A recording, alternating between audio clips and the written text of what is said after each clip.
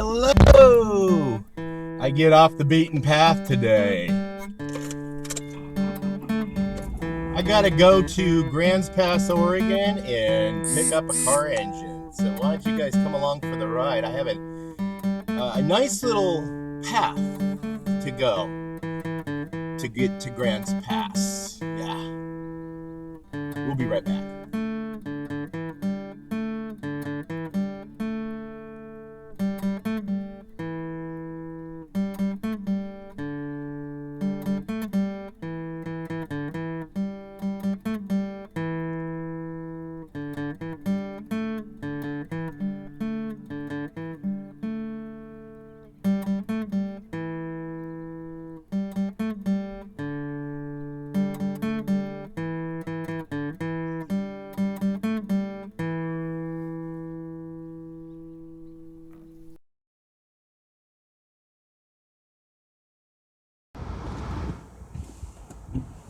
Hello, welcome back to Pine Meadows Hobby Farm. I'm your host, Jerry Hansen. Excuse me while I navigate through my driveway here. I gotta go hook up the flatbed trailer and navigate our way to Grants Pass from the Homestead. And I'll show you guys a little bit about the journey getting there. I've got to go pick up a car engine. My Ford Thunderbird blew an engine, and I got another engine, and that engine turned out to be bad. I'll tell you about that in a minute. And my Dodge Dakota blew an engine. My son's car blew an engine, and my Chevy one-ton dually. Well, it was, yeah. Let's hook the trailer up.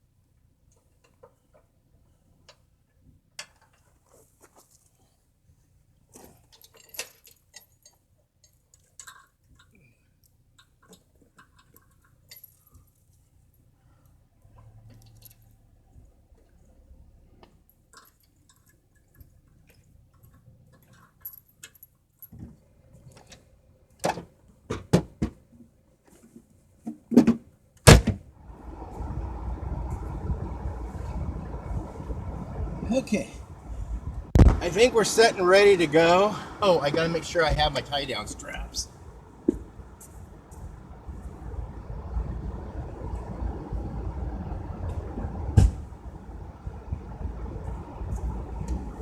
Yep, got them.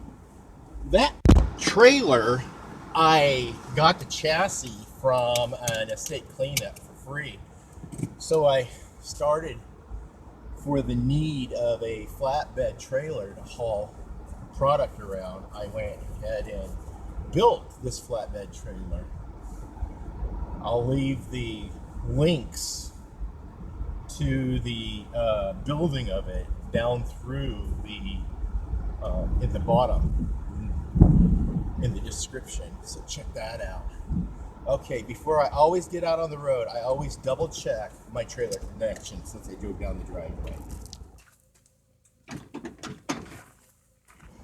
Safety first, right? Buckle up and let's head through the canyon Oh.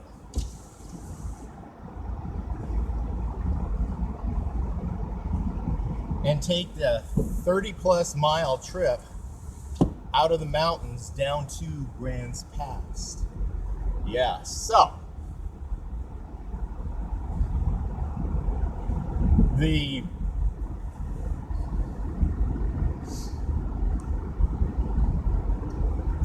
engine. So I was going to tell you about the story of the engine with the Ford Thunderbird. I rebuilt the engine. The engine ended up, I had to replace the head gaskets because it blew a head gasket. Got that replaced, was running for a while. My sister's car got wrecked, so I loaned her my Ford Thunderbird. And unfortunately, she had it for about 3 months, and it ended up blowing a rod right down through the bottom of the oil pan. And luckily it happened right out in front of my neighbor's house across the street, and they are the mechanics. So she drove it back home real quick. I parked it, went down and ordered an engine from B&R engine or auto recyclers, and the engine came. I got it, and it was they said the gentleman I talked to, who sits in a desk with a telephone and a computer, found the engine for me. It came out of their Reno, Nevada yard, and the computer indicated to him that they did the compression test and it was fine. Compression was up. Evidently apparently they pull these engines, they test run them, see how they work. I don't know how they do it, but they do that. Anyway, I got the car engine and had to wait till my mechanic had the free time to swap engines in the car. It took a year, and then the engine only had a warranty of maybe 3 months or 30 days, something like that. So a year later, I went ahead, took the engine over, took the car over across the street, and the engine ended up being seized up. He couldn't put it in my car. So his dad, being a master mechanic, and they had their own automotive business for years.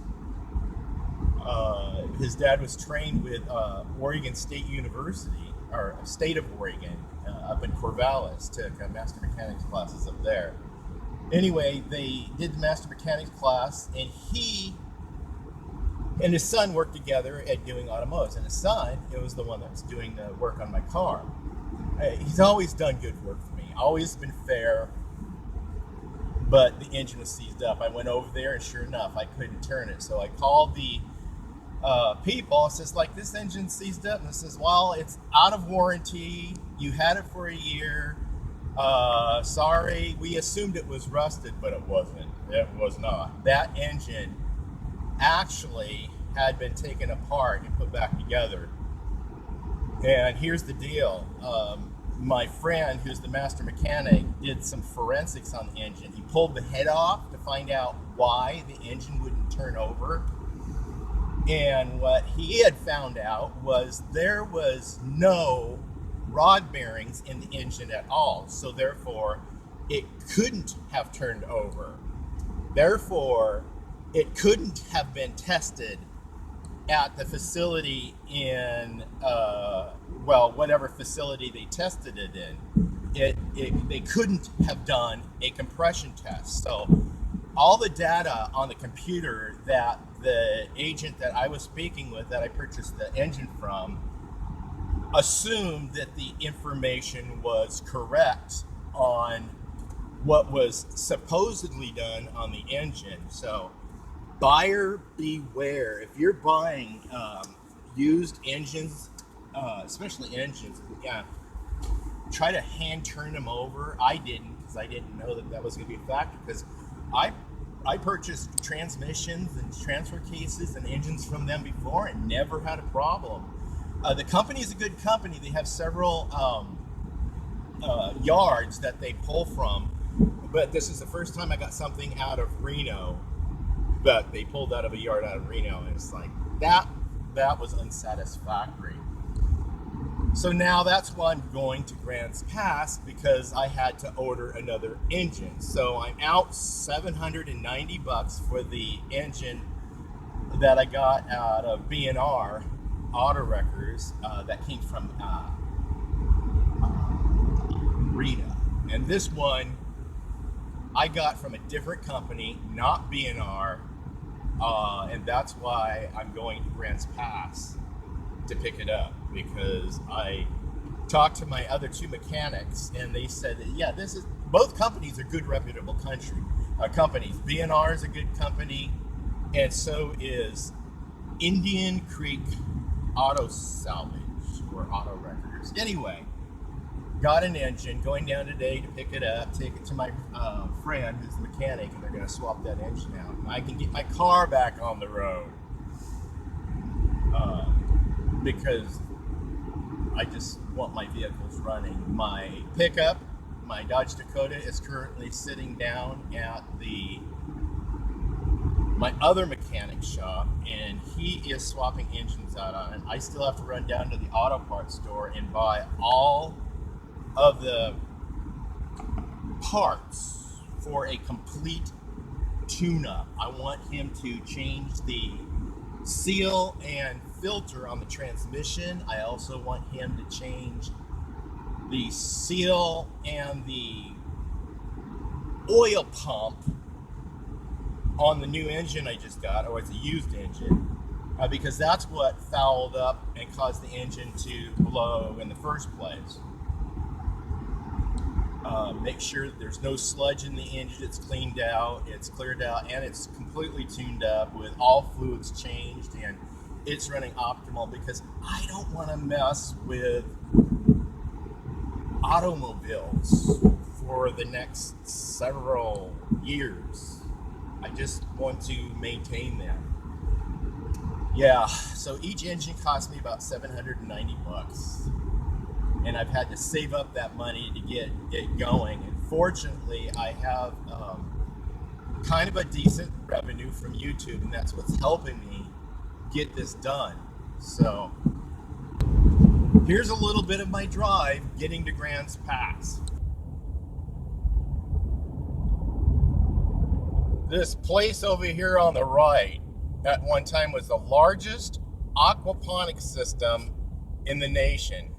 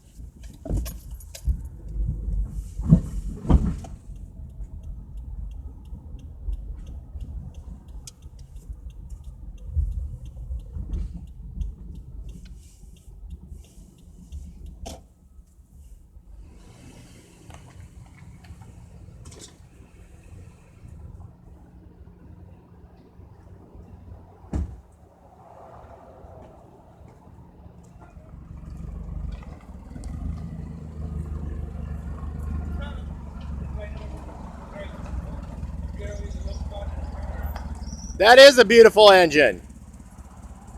It is nice. It's okay. I got 2 engines to take spare parts off of. We recommend changing the water pump, you know. I put a new water pump on my other engine that blew. Good. My mechanic who lives across the street is doing all the work for me.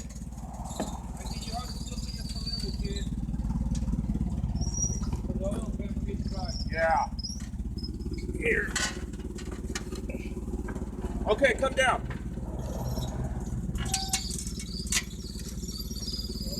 There we go. Okay, Awesome, dude. hook your bucket loader to it, and away you go.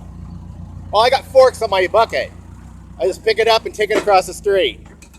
Thank you. Thank you. We'll be around if you need us. I'm actually mentioning you on my show.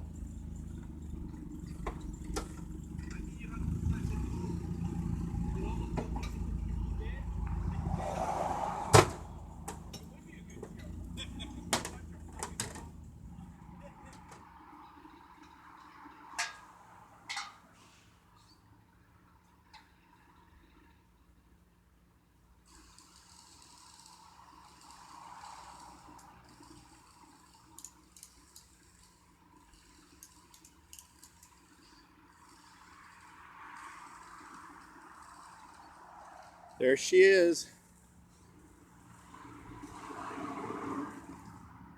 Wow, they went all out. Look at that. They put plugs in those. Sweet, they really took care. Yeah, they popped plugs in those. I'm impressed.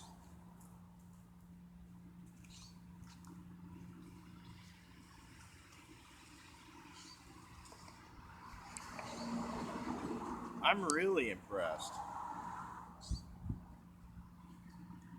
Sweet. Very nice. I'm really impressed. They loaded it really nice. They had a pallet, which is perfect for me putting the forks on the bucket of my tractor and taking it out of the taking it across the street to my neighbor's house. But this worked out perfect. Loaded it right up. Beautiful engine. Beautiful. Good condition. Don't know how many miles is on it, but it looks like it had been rebuilt or something at one time. So we'll see how that goes.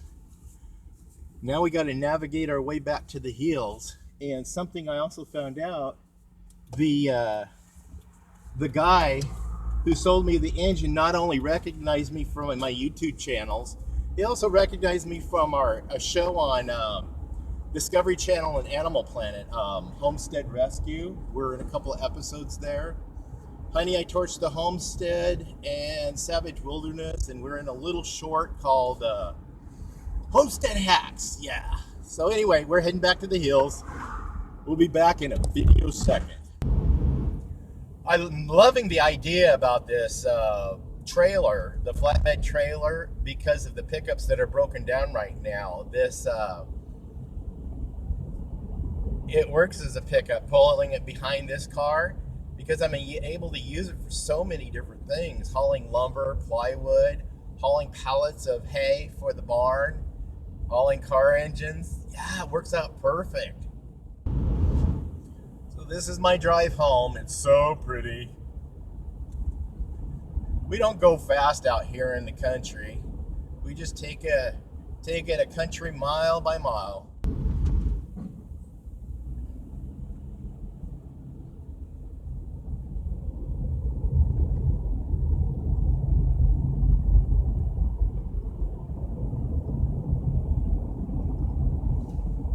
Those U-Haul trucks are used for one of 2 different things around here frequently. It's either moving or it's transporting the hemp harvest. Because that's all hemp grow.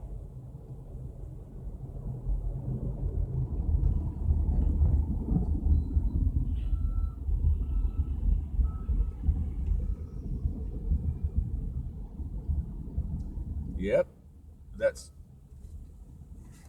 to transport hemp.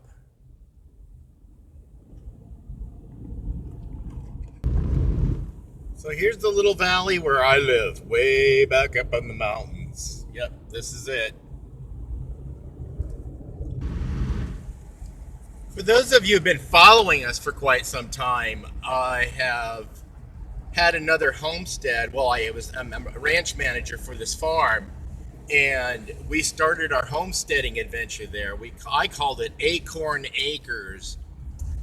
Acorn Acres is now a big hemp farm. Yeah, we called this place home for about 28 years.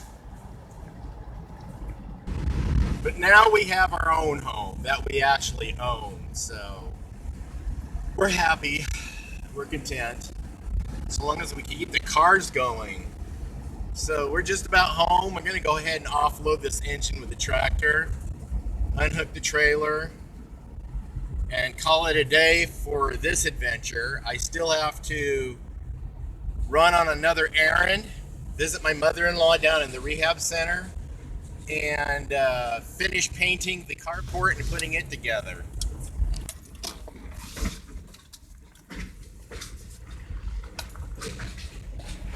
Home at last.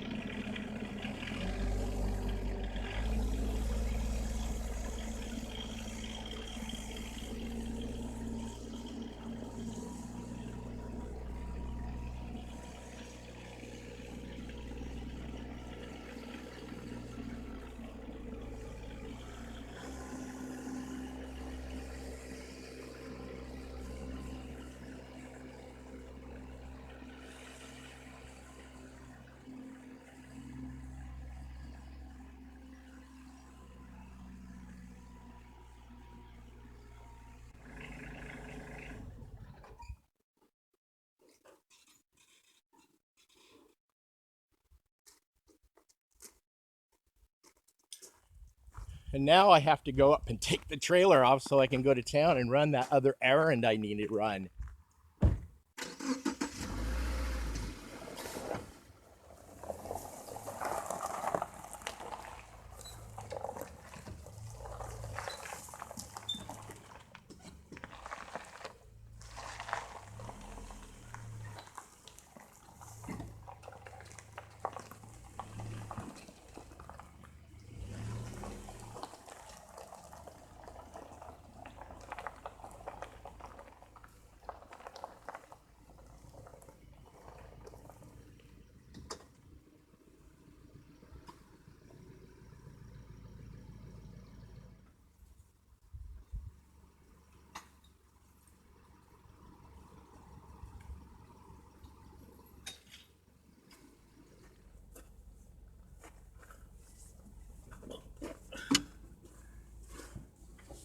Oh, one down, two to go.